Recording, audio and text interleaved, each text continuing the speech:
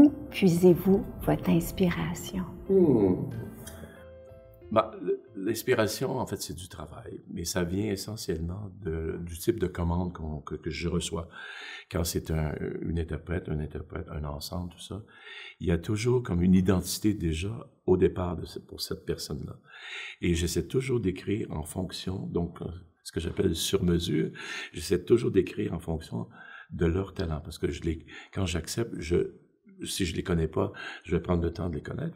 Mais sinon, je fais une investigation, si on veut, une recherche pour savoir quelles sont les forces où je les ai déjà entendues, écoutées, et je les vois, je vois leur... Ça peut paraître drôle, mais je vois leur énergie aussi. Qu'est-ce qui se dégage d'eux ou d'elles en tant qu'interprète. Et pour moi, j'aime bien capter cette énergie-là et essayer de la transformer parce qu'ils vont devenir nos défenseurs de notre musique.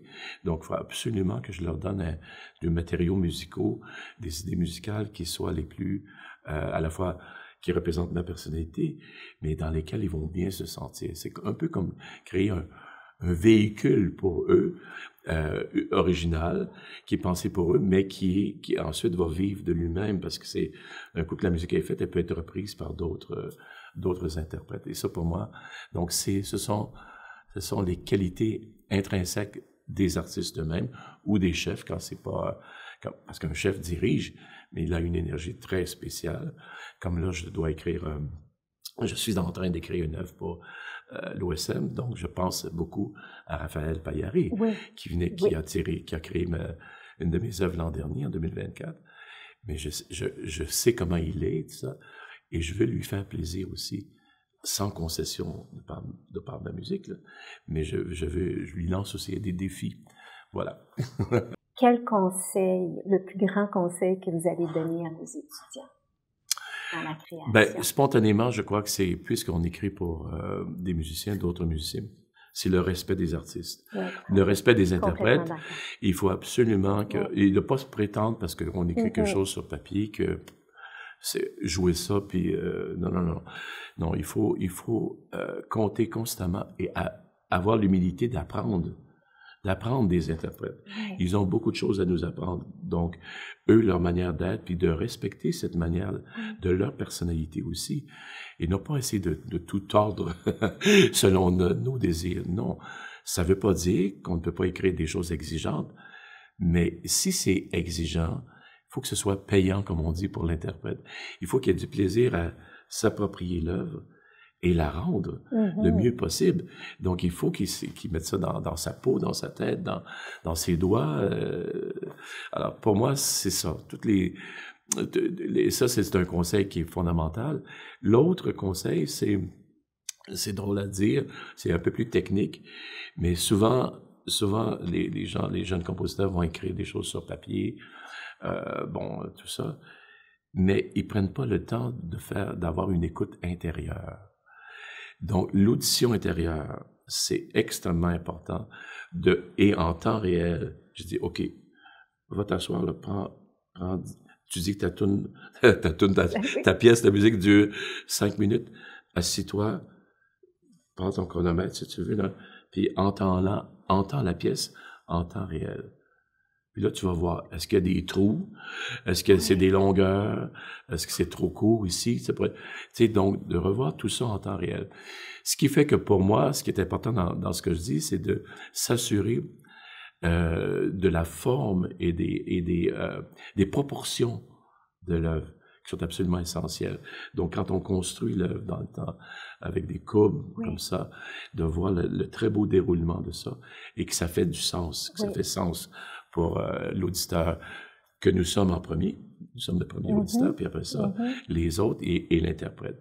Donc, ce serait comme deux conseils, si on veut, un peu plus techniques, mais je crois que le respect des interprètes est absolument fondamental.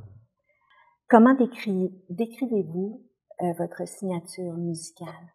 Bon, je sais que beaucoup de gens m'ont dit ça, donc ce serait peut-être à ces personnes-là de le dire, mais c'est toujours très flatteur.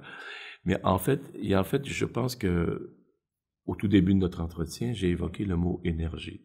Je crois qu'il y a quelque chose qui transparaît justement dans le rythme que je donne à ma musique et la capacité de basculer rapidement peut-être d'un état à un autre pour toujours maintenir l'attention de l'auditeur.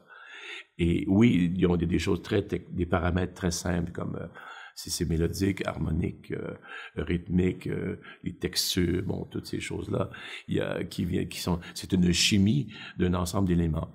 Mais c'est souvent probablement la même chimie que je réutilise et que je réinvente ou je recompose dans le bon sens du mot pour donner justement un sens. Mais encore là, même à ça, c'est toujours lié à l'interprète. C'est toujours lié à comment... Je vous donne un exemple. J'ai écrit récemment 5 duos pour l'ensemble Pentaède, qui est un quintet à vent de Montréal. Oui. Donc, flûte, hautbois, clarinette, corps et basson, qui m'ont demandé pour... ça va être des pièces qui vont servir pour des concours, pour les jeunes, etc. Et donc, flûte et avec piano, chaque instrument avec piano. Alors là, j'écrivais vraiment pour Ariane, pour chacun des 5 musiciens. Et ils ont leur personnalité, mais l'instrument lui-même aussi doit absolument entrer en ligne de compte. Donc, il faut que ce soit, comme on dit, idiomatique. Il faut écrire pour l'idiome de l'instrument. Et donc, ça, pour moi, ça a été un bonheur. J'ai écrit ça à une vitesse incroyable parce que j'étais comme possédé par l'énergie de chacun. Et elles sont très, très différentes. Et pourtant, on va les entendre et on va reconnaître ma manière de faire. Bon, je pense que je vais laisser des musicologues définir davantage les choses, parce que ça peut faire prétentieux. Mais oui, c'est ça. Mais je pense qu'avant tout, je crois que les gens apprécient le plaisir. Ils entendent l'énergie du plaisir qui est inhérent à l'œuvre qu'ils écoutent.